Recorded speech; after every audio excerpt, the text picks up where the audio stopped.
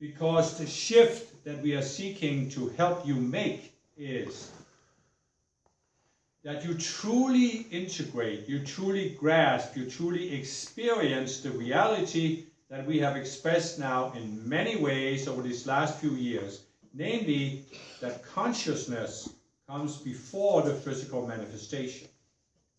In other words, there is a popular belief floating around in the mass consciousness that is partly based on Christianity, that some kind of miracle from above could change Earth, and partly based on materialistic science, that only a physical, natural, law-based change can bring about new conditions. So what we seek to help you internalize and experience is the reality that everything is an outpicturing of the state of consciousness of the people on earth, and before there can be real change, before there can in fact be any change, there must be a change in consciousness. And so you can look back at the history of technology, for example, and you can say, well, but there was an actual physical process that gradually led from this discovery to that discovery to the next discovery. And one scientist built on what previous scientists had brought forth, and suddenly you had the equations of Einstein in the theory of relativity, and that was what led to the development of the atomic bomb. But my beloved, what materialists do not see, because they do not want to look, is that before this physical process could even take place, there was a change in the collective consciousness. And if you looked at all of the historical events that have taken place, you could, if you could see the three higher bodies of the collective consciousness, you would see that there was a certain shift, a certain change. And you could see that this happened whether it was a so-called positive change or a negative change. Nothing that happened in the physical was ever exclusively decided or brought about at the physical level. There was always changes in the emotional, mental, and identity levels before a physical change could happen. This has been this way throughout history, and it will be this way in the future. And this is why you can then use this to look at yourself and your approach to the spiritual path, to the concept of your divine plan, and you can say, well, the important thing is not really the physical changes that I'm here to bring about. So the important thing is not really to look at what do I need to do physically. As I said, many students become so anxious about changing the world or changing other people that they forget to look at themselves. But many other students are not so focused on changing others or changing the world, but they are focused on figuring out what do I need to do physically.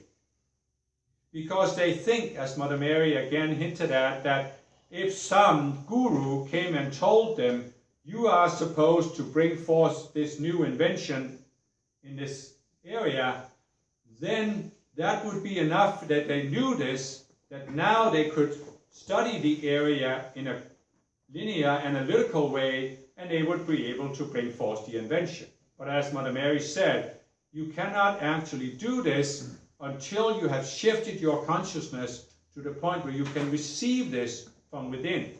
In order to do that, you may have to overcome some traumas, some wrong beliefs, some unbalanced reaction, and then you can receive it from within. You cannot receive it from without. And so again, you can look at yourself, you can look at your reaction to the entire idea of a divine plan.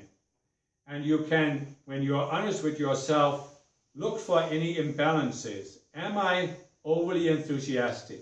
Am I focused outside myself?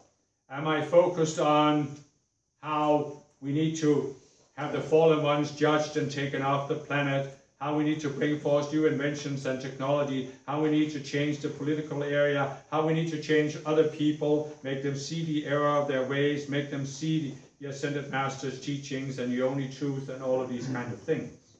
Again, I'm not blaming you at all for having these reactions. They are, we might say, natural reactions on this unnatural planet. But nevertheless, they will not help you discover the higher levels of your divine plan. They will actually block that discovery. So if you can identify that you have a certain imbalance, then you can take the teachings about your birth trauma, about the primal self, and you can consider how your imbalance is actually springing from this desire to even the score, to somehow compensate for the injustice, the wrong that you felt was done to you when you received that original trauma. And I'm not disputing that something wrong was done to you and that it was an injustice. I'm just saying that you have the question, as all people have who feel they have been wronged by others. The question is simple. Do you want to punish those who wronged you, or do you want to be free of those who wronged you and move on with your spiritual path?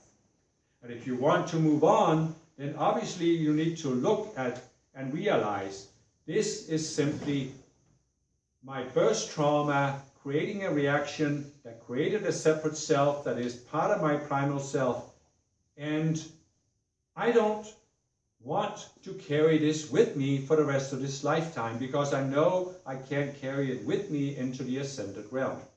So I am willing to look at it, to separate myself from it, to use the tools that the Masters have given me until I come to that point where I can spontaneously let go and let that self die. My beloved, a self that is based on a sense of injustice, a sense that something was wrong, a desire to compensate, that self can never be fulfilled. You might say, well, but there were certain fallen beings that exposed me to this birth trauma. And if those were judged and taken to the second death, then myself, based on that trauma, should be satisfied and should then be dissolved. But as we have told you many times, no matter what conditions could possibly happen, the self would not simply lie down and die. It would continue doing what it does. It would just look around on this planet, find some other injustice, and then it would project that this also had to be compensated for or resolved, or someone else had to be punished, and this and that. Because that is what the self does. It is as mindless of a computer as a computer, and it will mindlessly grind away and execute its programming, just finding some outer condition that is the excuse for it. And so you will not be free of it no matter what outer conditions were brought about. You will only be free of it when you recognize that the problem projected by this self can never be solved. You don't need to solve it. You simply need to come to see it as unreal. And then you need to give up, you need to surrender the desire to solve the problem. It has no solution. And it is the same as I gave you the perspective of the earth. You can look at multiple problems, a myriad of problems, almost an infinity of problems that are present on earth. And you can focus on, I have to solve this problem. I have to decree for the solution of this problem.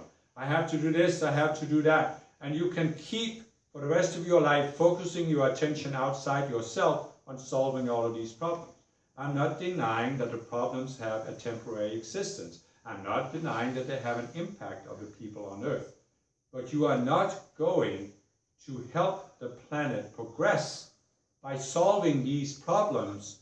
You are going to help the planet progress by personally transcending the consciousness that projected these problems, and thereby pulling up the collective consciousness so that other people can come to see that we don't have to keep fighting the Jews or the Arabs or the Palestinians or the Serbs or the Croats or the French or the English or the Germans or this or that. We can just walk away from it because we will feel better. We will be happier when we walk away from the problem, even though it hasn't been solved. You see, my beloved, there was a phase in Europe where the nation states were in a constant state of war with each other. And this was often projected that there was some kind of injustice because that nation had done something wrong. And you saw how after the First World War, the Treaty of Versailles was driven by the French and the English, determining that Germany had done something wrong and needed to be punished. And so this set the stage for the Second World War and so forth and so on. Now after the Second World War, there was a new awareness that spread throughout Europe, which had led to the fact that there hasn't been a major war, at least in the broader part of Europe, since then. Now, my beloved, the Second World War, when you look at it, and the defeat of Germany and the division of Europe into East and West, what problem did the Second World War solve? It never solved any problem. So why hasn't there been a war since then? Well, because a critical mass of people saw the absurdity of the warring consciousness that had precipitated these two wars. And they individually, and eventually it reached critical mass collectively, transcended it. They did it the hard way by seeing this taken to such an extreme and precipitating the Holocaust and the mass killings that happened during the war. But they did it. And that shift in consciousness is why there hasn't been a war. It was not that there was any particular problem, that the particular problem that precipitated the First World War, the Second World War, it was not that that problem was solved, because ultimately it had no solution. Look at the events and ask yourself, how could it have been solved? And it couldn't. There was no solution. That's why there ended up being a war. Because the problem was created by the fallen beings in such a way that there was no solution, that the problem inevitably would lead to war. And so it was only when enough people, whether they were conscious of this or not, but enough people came to the realization there was nothing here that could be solved. We could only look forward and decide to transcend that consciousness and not get into those patterns again that had led to the war. And it's the same at the personal level, it's the same in families, it's the same everywhere. You earlier talked about your families and how there can be many times a karmic pattern, a psychological pattern that goes back several lifetimes because these people had incarnated over and over again.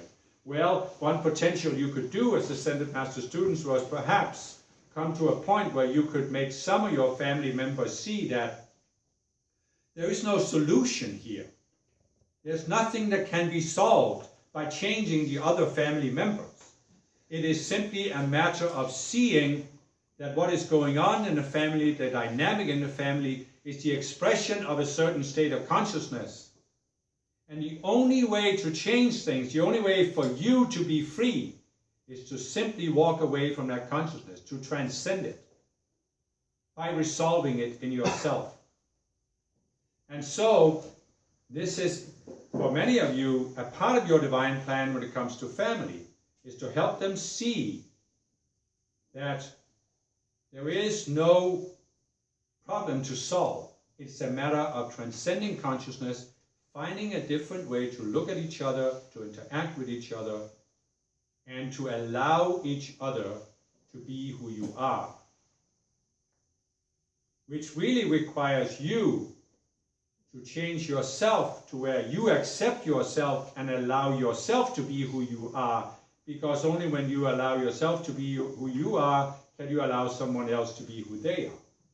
And without feeling threatened and without wanting to change them in order to avoid dealing with your own psychology, but getting to a point where you are comfortable because the other person is no longer pushing your buttons, so you can feel you don't have to change yourself. And so, some of you will be able to explain these concepts in a universal way without mentioning ascended masters to your family members and help them see that it's just simply a matter of making a decision. We no longer are going to interact that way. We're no longer going to blame each other. We're no longer going to seek to change each other. We are just going to allow each other to be who we are, enjoy being together when we are together, and otherwise go our separate ways. And so, my beloved,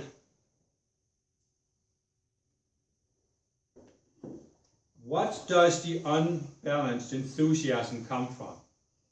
It comes from the belief that there is a problem that absolutely must be solved.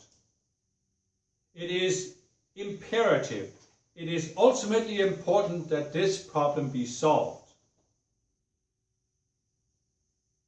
But what is the deeper psychology behind it? It is that you as a person feel stuck because there is something in you that you don't know how to change.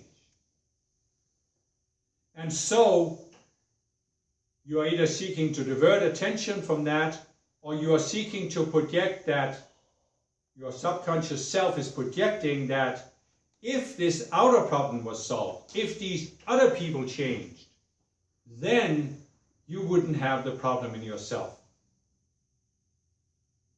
And why haven't you been able to solve this problem? Well, because you haven't had the teaching of the cause of the problem, which for many of you goes all the way back to the primal self.